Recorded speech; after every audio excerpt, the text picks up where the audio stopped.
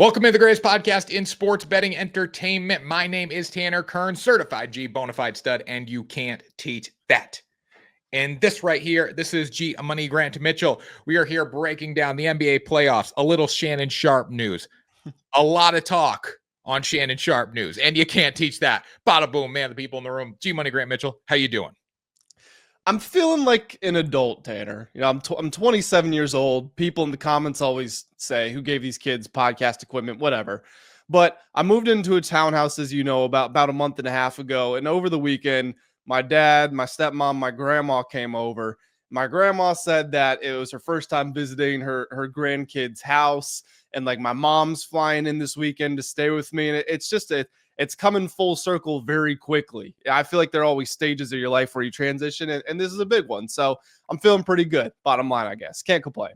Now, while you're transitioning into adulthood, Shannon Sharpe is still texting like a 17-year-old.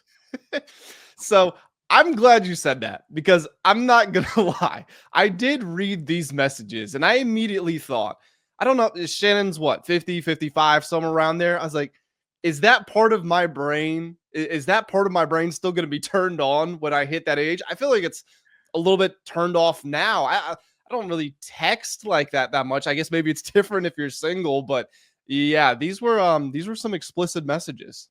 I don't think I've texted like this in a long time. I'm 28, and like this is aggressive texting. And this is so basically. Here's how my day went the other day. I get a notification from TMZ Sports. I turn TMZ on the time. Best sports media content news you can find if you want to get a viral clip. So I get a notification, Shannon Sharpe accused of rape. And I'm like, oh, man, that's obviously rape's not funny. It's bad. But whatever. I start reading this. And then I immediately go to Instagram. And Shannon Sharpe's post, first one that comes up on my Instagram. And it's these texts from Shannon Sharpe that he shared from the lady who accused him of rape. There's a lot of interesting text messages on here. And again, we were talking before the show. We don't think this makes Shannon look better as a person. This makes him look like a sick puppy. But also, it makes him probably look a little better in a rape case. So the first text, Grant, I want you to put a dog collar around my neck and choke me with it while you're effing me. Yeah, don't say the word, but yeah. Now that's on the scale of like 1 to 10. That's a 1 on this list. That's light. That's nothing. Yeah, I mean, in the grand scheme of things, a dog collar, when you start getting some whips and chains, like we're already at like an 8.5 or a 9 overall. But like you said, this is a 1 for what we're about to read. I know you missed this big juicy ASS, $25K for each cheek. Like right there, you can't really. It's in there. It can be rape and consensual relationships, but like this right there, like This is prostitution. She's soliciting herself. Now we're getting good. Getting good. Buckle in, people. Buckle in. Only if you put that baby gravy in me, then I can do whatever I want to me. I don't understand that. I think that was supposed to say letter U, so then you can do whatever you want, or I can do whatever you want. I don't know. Baby gravy. We can understand what that means. I want to put my tongue in your a-hole and then marry you. Yeah, if you're listening at work, please put some headphones in, because this is it's a wild ride. That's my daddy F. I want you to put a big black baby in me. Okay. And then you better crave it, because you're going to be stuck with it for life after you put a big black baby in me. Shannon doesn't, like, he's 55, obviously, right? 55. He doesn't strike me. I'll find his exact age. Yeah. He doesn't want to settle down. So these texts probably threw him off right there.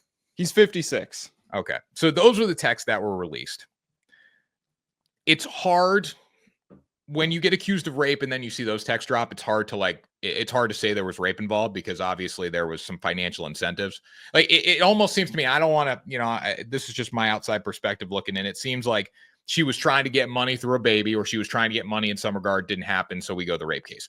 Not saying that's what happened. But the texts are not a good look for the lady involved in this case. The texts aren't a great look for Shannon involved in this case, because he's just a dog.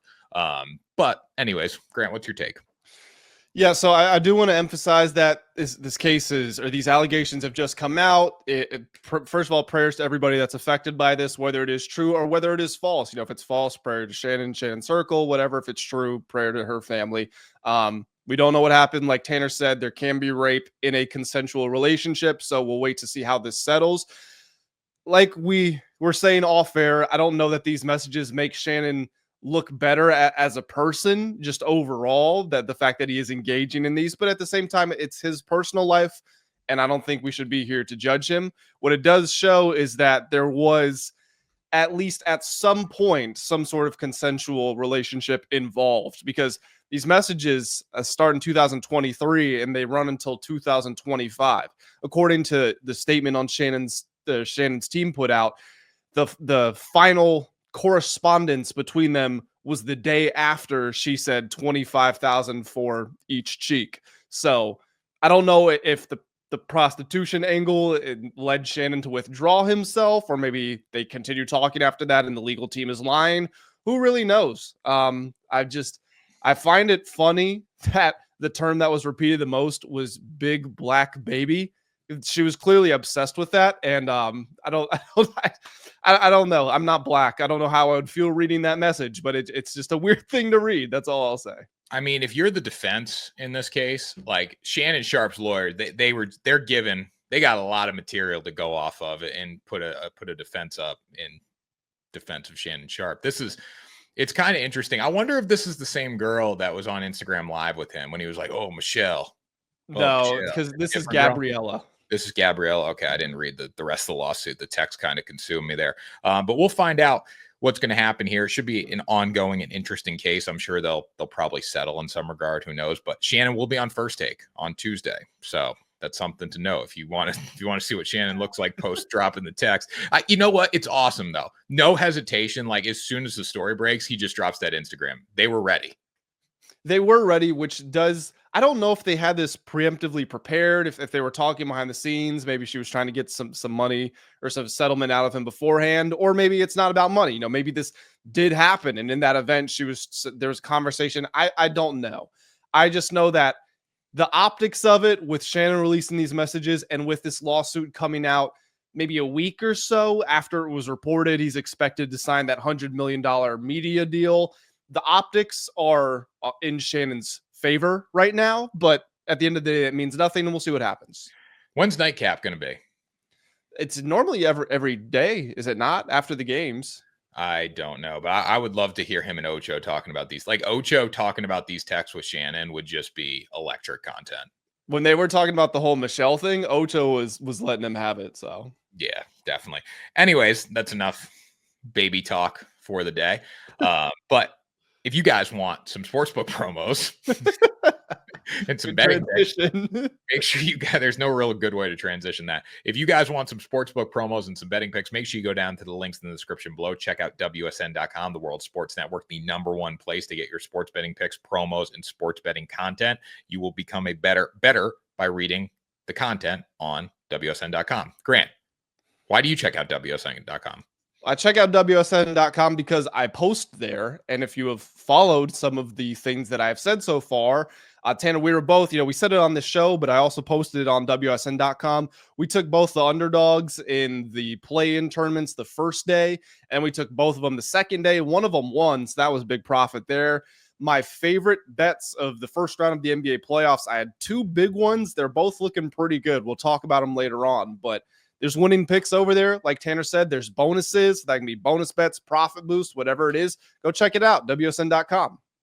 Yes, check out WSN.com. Now, if you want bad betting advice, you should bet Nick Castellanos to hit a home run after tragedy strikes or natural disasters or big deaths. Like the Pope died the other day. And as soon as that happened, people flocked to the sports book and started betting on Nick Castellanos to hit a home run because he always hits a home run after big moments happen in the world. He really hasn't the past few times. And like there were more bets, at least on BetMGM, there were more bets on Nick Castellanos to hit a home run than any money line side that day, which is wild. And this is a home run bet. It's hard to hit a home run. And people are just absolutely nuking Castellanos after these tragedies strike. Stop doing that. Right, Grant?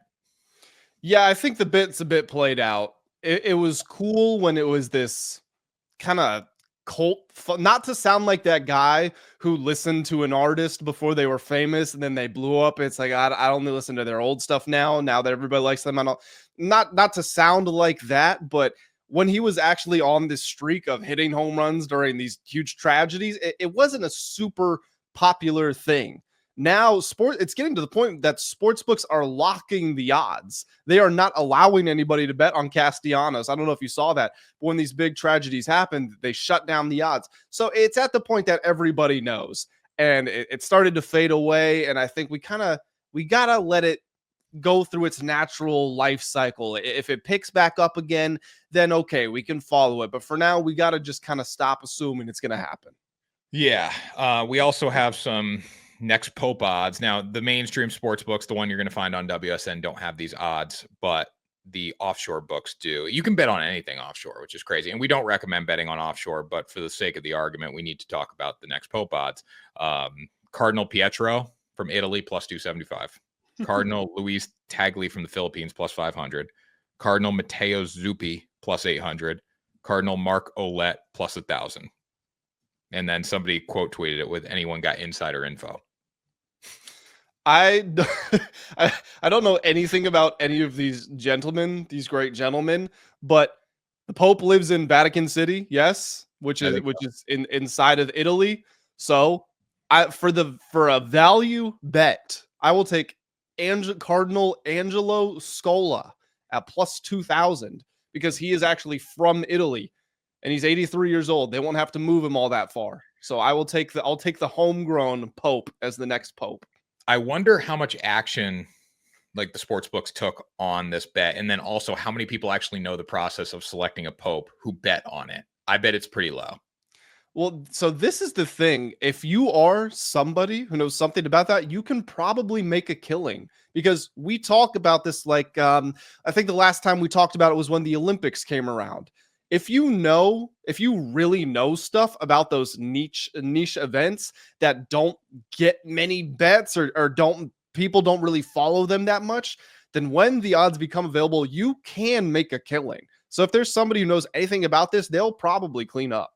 Yeah, and that's on offshore sports books, also on mainstream sports books. There's a lot of things that people don't know about who bet on it, and that just makes the sports books richer. So if you find that niche market, hell, even Call of Duty odds, if you know something about Call of Duty odds, you probably know more than the traders on the sports books at times if you are locked in on video games, because there's only so many things out there that to find people to know about to post odds. So make sure you guys study up, and that's the place to do it at WSN.com because we talk about everything on WSN. Last thing to talk about, Grant, before we move into the NBA playoffs, this is something to do with the NBA, not necessarily the playoffs because this team is eliminated. Nico Harrison came out and said he did not know how much Luka meant to the Dallas Mavericks fan base. If I am Mavericks ownership, I'm firing him on the spot in that moment. If this, it doesn't have to be a Luka issue. It can be any player, any big time player. If you are the star of your city, you mean a lot to the city, especially a team that just went to the NBA finals last year. And he didn't think there was going to be an adverse reaction to him trading Luka. So what are your thoughts on this? Well, my thoughts are, first of all, if anybody out there is listening to this and you have not read Tim McMahon's, I don't want to plug a competitor, but if you haven't read Tim McMahon's article about this on ESPN, then I recommend you go check it out. It's one of the best articles that I've read in years, just as far as the execution of the reporting and the storytelling. And he spoke to a ton of people. He's talked to insiders with the Mavericks. He was talking to insiders with the Celtics and people who knew medical staff. And it's just a great article, but there were so many instances in that story where, to use his word, there was just dysfunction from top to bottom. And it finally manifested itself in the Luka trade and the fallout that's happened since. But according to this article, it's been building for more than a year and a half. And it started with, well, I don't know if it started with, but one of the examples of that was there was a highly respected medical trainer who'd been with the Mavericks since early in Dirk Nowitzki's career. And Dirk said that they were the best in the business and Luka's personal team was working with them. And Nico didn't like that. He didn't like ceding power to Luka. So he fired this guy and then all their players got injured. And by the way, he fired this guy while he was on a week off because his mom was dying. He arranged a video chat with this guy like while he was in the hospital next to his dying mother to tell him that he was fired. And there's the Luka stuff. And he says in this press conference that he's never actually spoken bad about Luka after he ran a smear campaign against him. And to your point, Patrick Dumont, who is now the acting owner, it's owned by Dumont and the Adelsons, but Dumont's the main guy. He apparently is mad at Nico Harrison to the point that he's almost ready to fire him because Nico didn't tell him how loved Luka was by the fans and the effects that was going to have. But then you've got people saying that there's no way Nico actually felt like this was the right thing to do, and Dumont pressured him into trading Luka. So it's literally just a heaping pile of poop. And nobody knows who is responsible for anything, but everybody appears to be making the wrong decision. And this Mavericks franchise is probably cursed. They've still got good players there. Anthony Davis is a good player. Kyrie Irving's a good player. Klay Thompson, Caleb Martin, Derek Lively, Daniel Gafford, all these guys. Watch over the next 3 to 4 years. They're slowly going to lose hold of these guys, and then they will probably never rebuild until there's new ownership and a new front office. Well, ownership probably should have vetoed the trade in the end of the day. Like, if I'm an owner, I should know how much Luka means to my city. It shouldn't take a GM to tell me that. What do you think?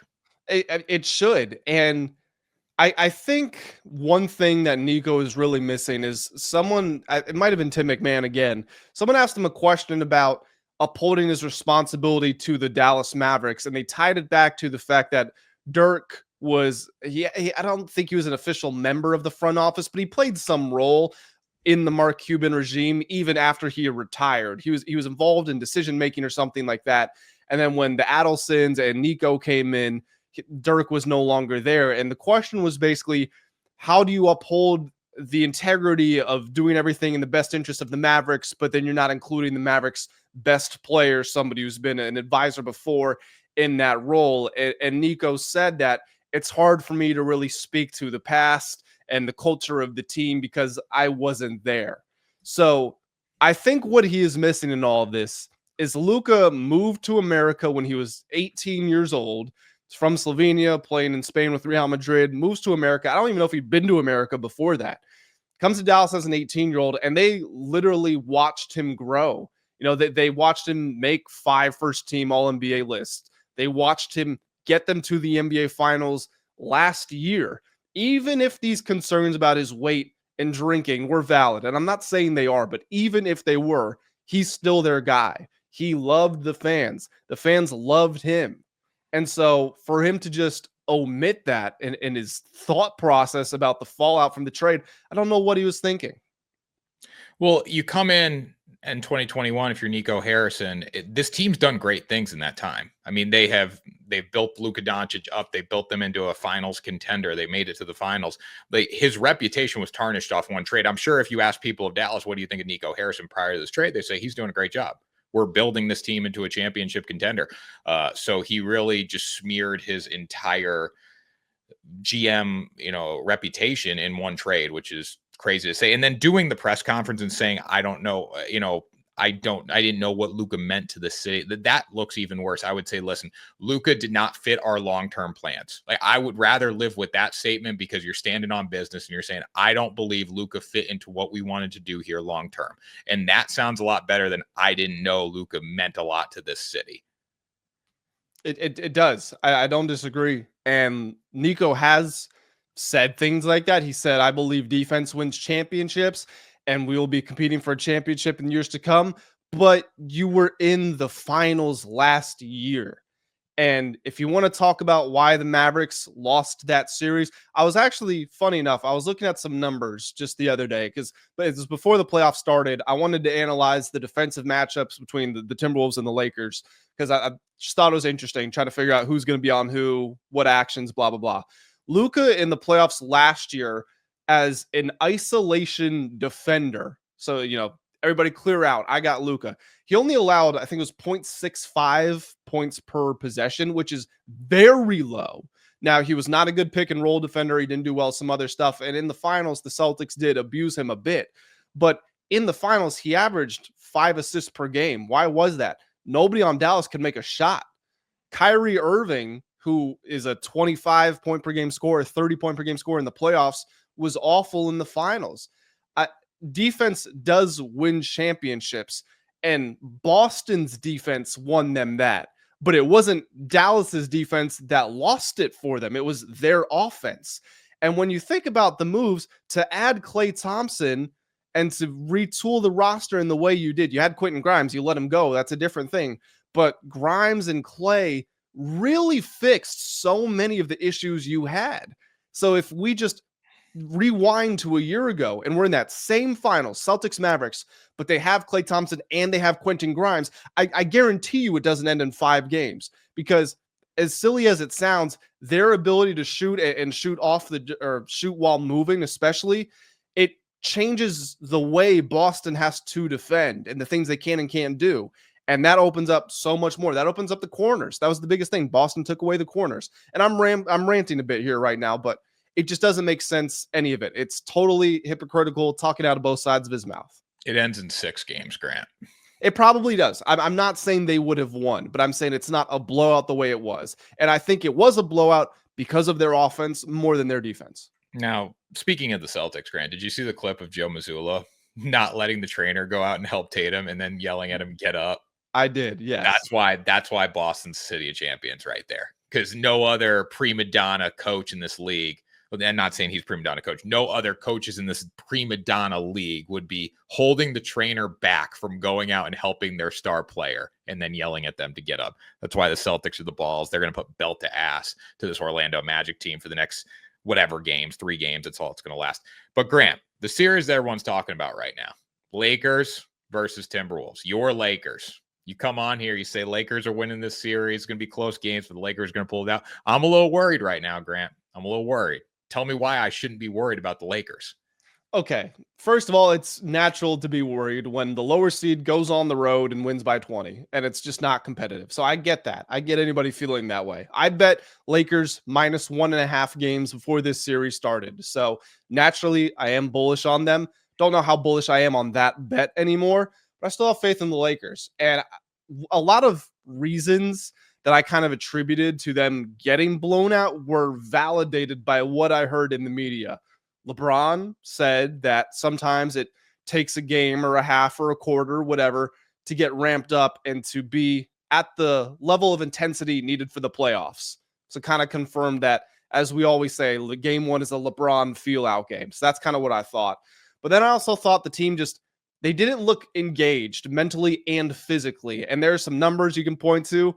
There's something called the organized offensive rate, which is basically how often do you run plays or actions. And the Lakers' percentage was below 25%. So less than 1 every 4 offensive possessions, they actually ran a play. That was far and away their lowest of the season.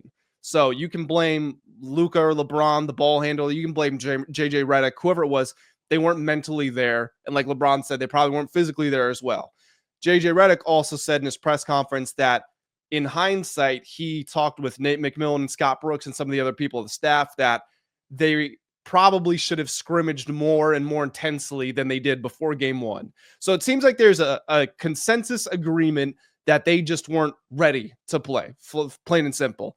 And that happens. You know, we have this discussion in the NFL playoffs. Like, do you really want to be the 1 seed? Do you really want to be the only team getting 2 weeks off? Because it can kind of take you out of your rhythm. And I think that's what we saw, on top of the Timberwolves just made every shot that they took. Now, as I said, way back when we did our series picks here, I thought these games would be close. So I'm not discrediting the Timberwolves. I think they are a very good team. You saw that in game 1, but I am fully expecting the Lakers to bounce back in game 2. Don't know they'll cover the 5.5 because I think the games will be close, but I think the Lakers win, and I still like them to win the series. So as soon as they lost game 1, I bet them to win the series once again. And I also bet series spread. I got plus 1.5 at minus 140 for the Lakers. That's bet up to minus 152 right now. So I still have confidence in the Lakers. Bottom line is they didn't look good outside the first quarter. I thought when the first quarter was done, they were going to find a way just to roll. And then Minnesota started making everything. And the moment where I said this game was officially over was when they were starting to make a little bit of a close at the half. And then Dante DiVincenzo hits a 3 from freaking 10 feet beyond the arc to send it into the locker room. So it just wasn't the Lakers' night. I think they're going to bounce back, and they need to bounce back, or I would say this series is probably over if you go down 0-2 at home. But would you agree with that, Grant, or no? I wouldn't say it was over, but I would be definitely concerned at that point. Yeah, because the Lakers have been much better at home than they have been on the road. And this is a Timberwolves team that did do damage in the playoffs last season. They know how to beat good teams. So that's my biggest concern. And Anthony Edwards just talking that shit. I mean, he was going off on fans. You guys can look up the clip. But he was going off. So, and also too, though, Grant, Anthony Edwards, 22 points. He was 4-9 from 3, 8-22 from the field. Like, good night, not necessarily a night that is going to propel them to a championship if you don't get Jaden McDaniels dropping 25. So do you think he's going to be big in the series? You attested to his struggles early against the Lakers so far. Do you think he's going to continue to not be that guy, or is he going to step up and do something? So what I didn't like is the Lakers adopted a lot of the same defensive approaches they had taken against him earlier in the season, which is basically you tuck in at the boxes and elbows and you take away his driving lanes and force him to stay outside. But then you've got the one perimeter defender who's on him. They're way up on him, chasing him over screens. So while he's incentivized to take those threes, he doesn't actually have the space to do it. And he's got to get the ball out of his hands. That sounds great in theory, and it works during the regular season. The problem is if the rest of the Timberwolves players are knocking down their shots, then you're kind of screwed. And I think the Lakers were a little too aggressive in the help that they showed him. Basketball in a lot of ways is about, can you get 2 on the ball? Can you force a 2-on-1? Because then you're playing 4-on-3 on the backside of that. The Timberwolves were pretty much playing 4-on-3 the entire night, and they did everything they should have. They were cutting well, making their shots. The ball was popping. They did everything right. So I think in this game, you're going to see more Anthony Edwards 2-pointers, fewer 3-pointers for the rest of his team, because I don't think the Lakers are going to be as aggressive in showing him help. I think they're going to say, okay, if he's going to score 30, 35, then so be it. But like you said, we can't let Jaden McDaniels go 13 of 15 or whatever he was for 25 points. We can't let Naz Reid have 25 points. We can't let Julius Randle go 4 of 6 from 3. Those are the reasons you lose a series, not one player. If you want to look at an example of one player being great and his team getting blown out, go look at what's happening to Giannis and the Bucks. That is more of what the Lakers should try to approach this game with than, again, shut down Ant, but let everyone else go off. So Lakers in 6? Lakers in 6, yeah. I would still stick by that. All right, Lakers in 6.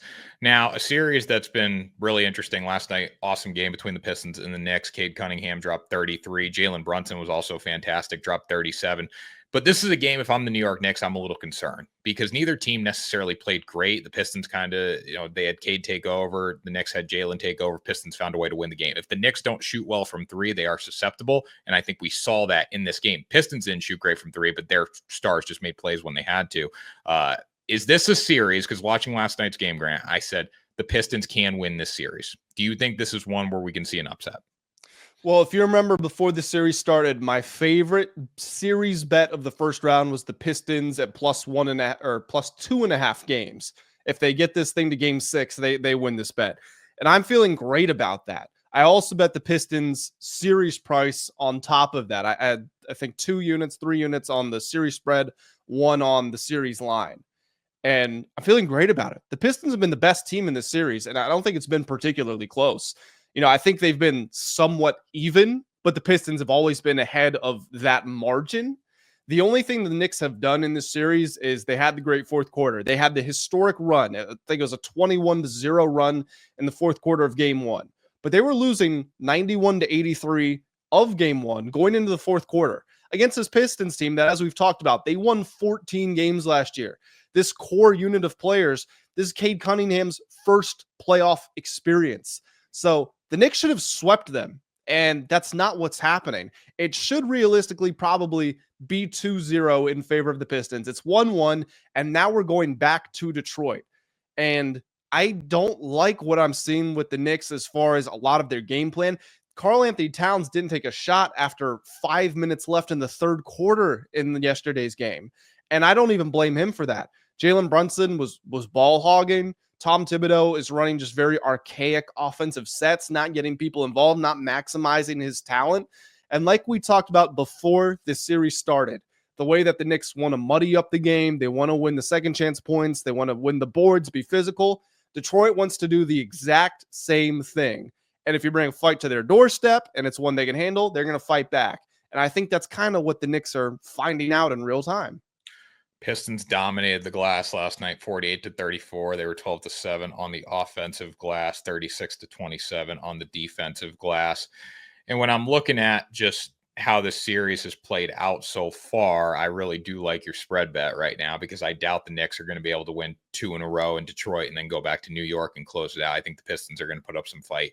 And they've been doing that throughout this entire series. As you were saying, they should be up 2-0 right now. Just a dominant performance in game 2 with Cade Cunningham dropping 33. And I think the Pistons, they don't have to shoot well from 3. They didn't do that, but, they played great defense. The Knicks struggled there, and, Cade just took over the game. And overall, I mean, Dennis Schroeder dropping 20 off the bench helped, but this has just been Cade Cunningham's takeover. And I think he's establishing himself as that guy. Our biggest fear coming into this series, I think, was just how Detroit's going to handle the playoff spotlight for the first time, and they've handled it exceptionally well.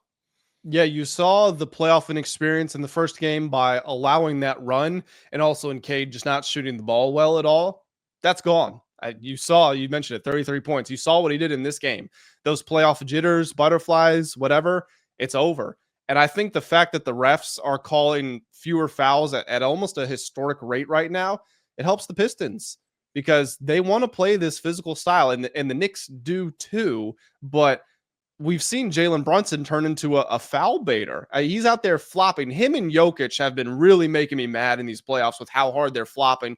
Jokic probably more than anybody because he's 300 pounds running into people and then acting like he's got shot. I don't know if you forgot how fat he is. Like, you can't move somebody like that. But point being, the Knicks are kind of getting what they're reaping what they sowed almost. This is how they won games in the playoffs last year, and now it's happening to them, and they're not coping with it.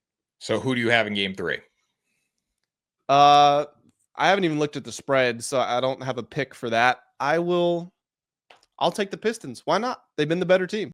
Take the Pistons at home from G Money Grant Mitchell. Speaking of great performances, Kawhi Leonard, 39 for the Clippers last night in a tight game. Like, Kawhi dropped 39. James Harden didn't really do much, and they barely won the game. Denver had a chance down the stretch, just couldn't convert. Jokic, 26 points. But Kawhi is like the only guy, and I was just going through Twitter. Nobody really hates Kawhi. Have you noticed that? Like, people just want to see him ball out. I mean, besides his injuries, people hate him for the injuries. But when he's healthy, people just want to see him dominate. Where Jason Tatum, he dropped 39. Someone would be critiquing something about that performance. Not the case with Kawhi. Fun to watch last night, but James Harden, relatively non-existent. Well, if Jason Tatum dropped 39, he'd probably go, "We did it." That's why people don't like Jason Tatum. I'll stick up for Harden. He didn't have great numbers, but I did think he actually made some very timely shots. He did what he was supposed to. But no, this game was all about Kawhi. He started, I want to say, like 13 of 14 from the field. It was a shooting clinic. And to your point, Kawhi doesn't really have haters aside from Stephen A. Smith, and probably just because I don't know what you hate. He's been a very good player. He's won in multiple locations. The fact that he's able to still play at this level after the amount of time that he has spent injured, and if you want to complain that he hasn't played enough or that he takes too long to come back from injuries, it's a whole separate discussion. What I'm saying, for him to have suffered as many injuries as he has and to still be able to play at this level, it's almost mind-blowing because he's not a young guy anymore either. He's 33 years old. He'll be 34 in a couple of months. And that I don't think Kobe won a playoff game after he turned 33, and he played until he was 40 or close to 40. So it's just, you don't see things like this. We were talking about it on the last show with LeBron and Steph and KD and how it's kind of warped our perception of how good players can be when they're old. Well, Kawhi is doing the same thing. Dame Lillard is doing, Russell Westbrook was doing the same thing. I don't think we view Russ as the same guy anymore. But point being, Kawhi was awesome. I talked about the Pistons plus 2.5 games being one of my favorite bets. The other one was this series going over 5.5 games. That was a ridiculous line. I don't know how it wasn't over 6.5.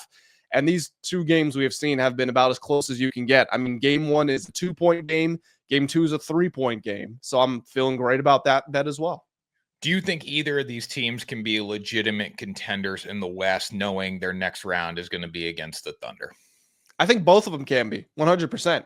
The Clippers finished the regular season on an 18-3 run. The Thunder blew out the Grizzlies in game 1, so they're playing well, but they're not being tested right now. Not saying they won't respond, but they're just not having it. So whoever wins this series is going to have more of a level of resiliency than the Thunder, just purely based off the circumstances, because the Grizzlies are not going to put up a fight. The Grizzlies are going to get swept, and that's going to be that. But with the Nuggets, I mean, they've been outplayed by the Clippers thoroughly, I think, in this series.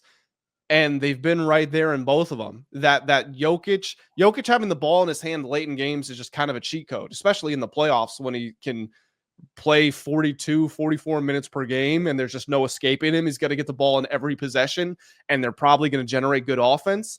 And then with the Clippers, they've been playing so well. Harden's played well. Kawhi is playing very well. They have an elite defense, and they can do some of the things defensively that the Thunder do to their opponents.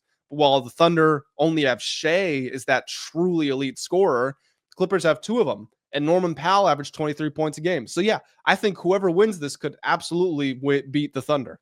I still think Denver's going to find a way to win the series. I don't know about you, but I don't see Kawhi doing what he did last night in every game.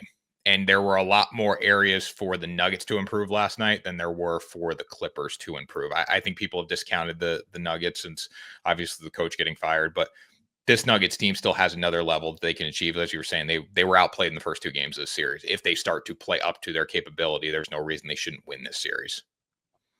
Yeah, I agree that the Nuggets can play better. I think turnovers were a huge thing. I mean, they turned the ball over 20 times. For the Clippers, it was 11. Jokic had, he had 7 turnovers. That's just very uncharacteristic. And Jokic hasn't scored 30 points yet in this series. So they can definitely play better. I will say it's going to be hard for them to do better on the boards than they did. They won the rebounding battle 50-32. And they won the offensive rebounding battle 15-7. So that's one area they can't do a lot better than. But no, I agree overall they can still get better. And I would still take the Nuggets to win this as well. Now, a series that's going to be really interesting down the stretch. Warriors versus Rockets. Steph Curry just made some unbelievable shots in game 1, dropped 31 points. Rockets did not look good, only scored 85. It looked like an inexperienced playoff team going against a team that knows how to compete in the playoffs. What do you see coming out of game 2? Are the Warriors just going to run away with the series, or can the 2 seed actually do something? I'll be honest, I don't have a lean here. The Rockets were favored by 1 in game 1. The Rockets are favored by 3 in this one, even though they just lost by 10 points. Sharp money, heavy on the Rockets, 29% of bets, 58% of money. Now, you might be able to say that's because people are betting Warriors money line.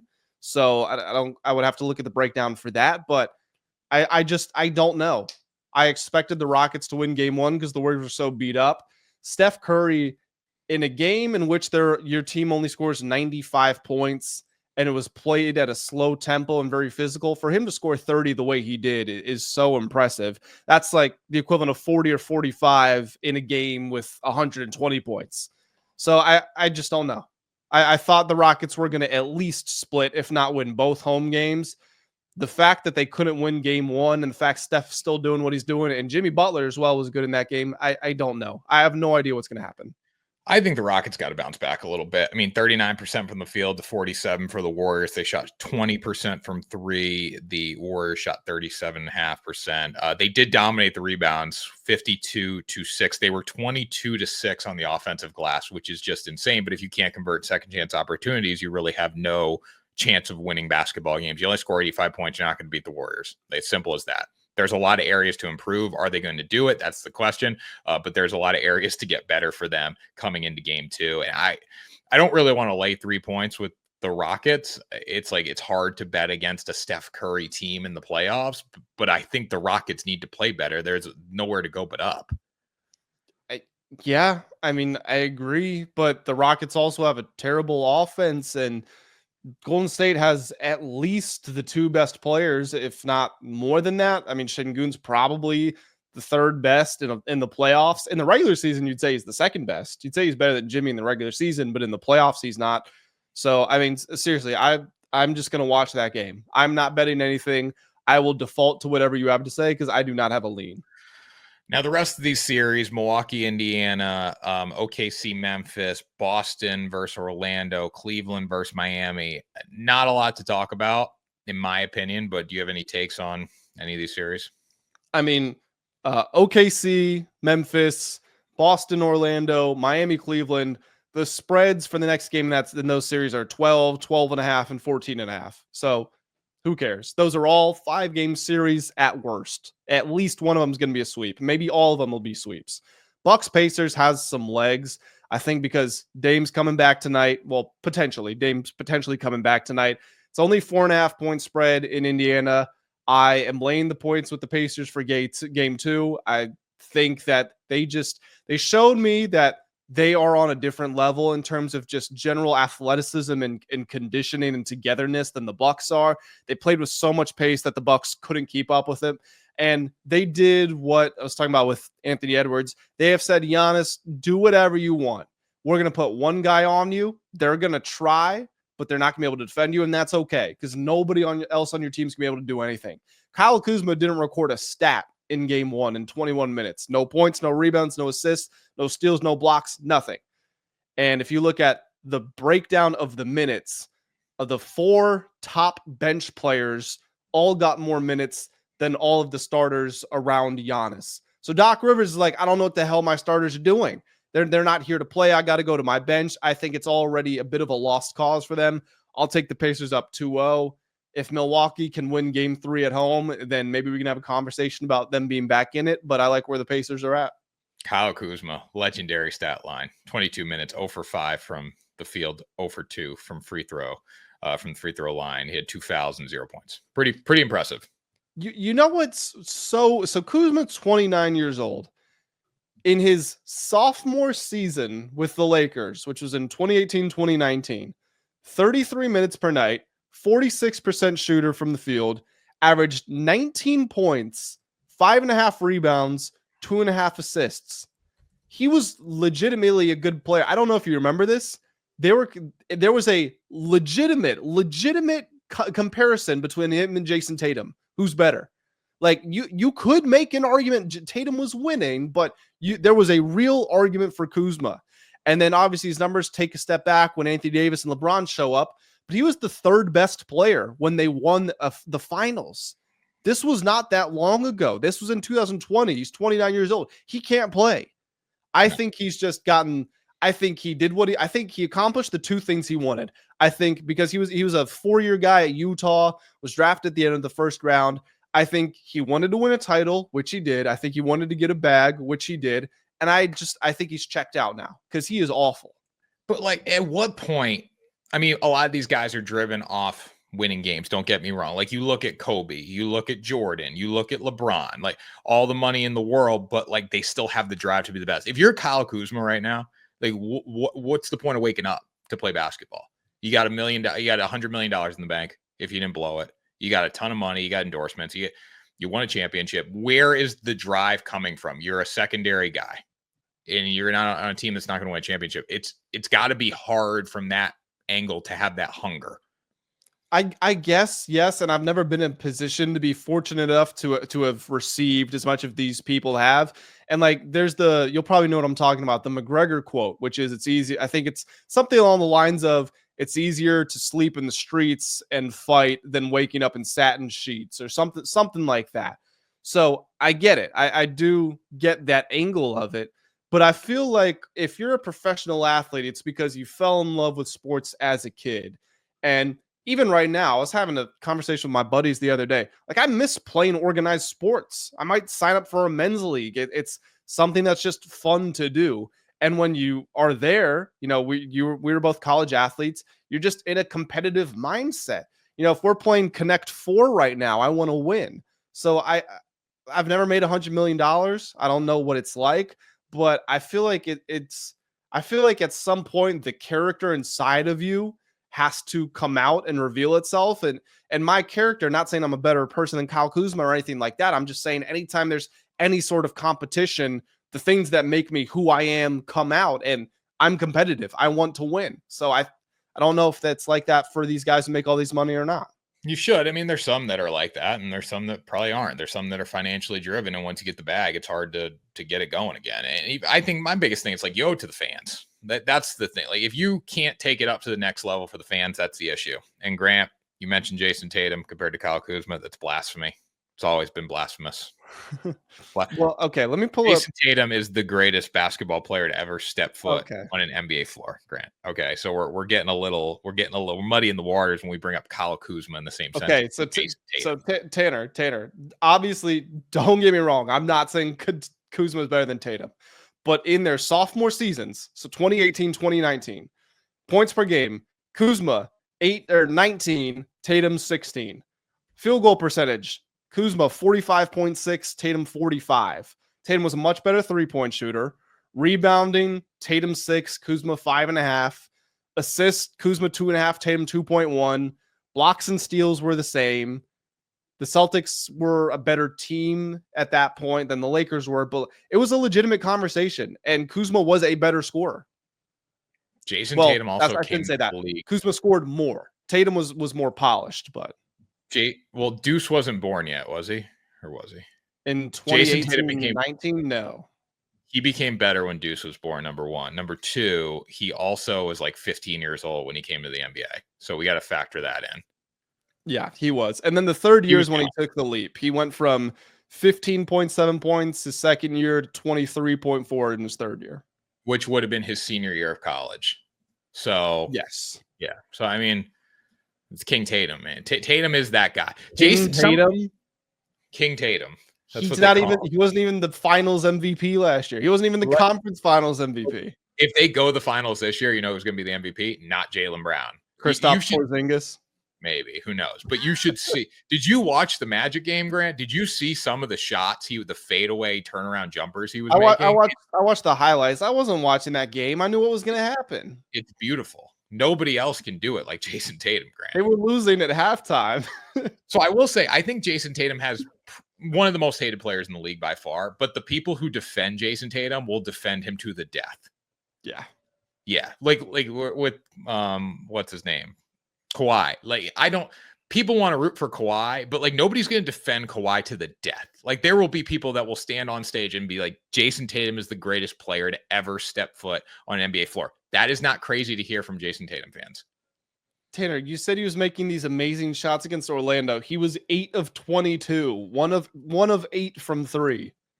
It wasn't the threes. It was the turnaround jumpers from the free throw line. He shot 36%. He was awesome.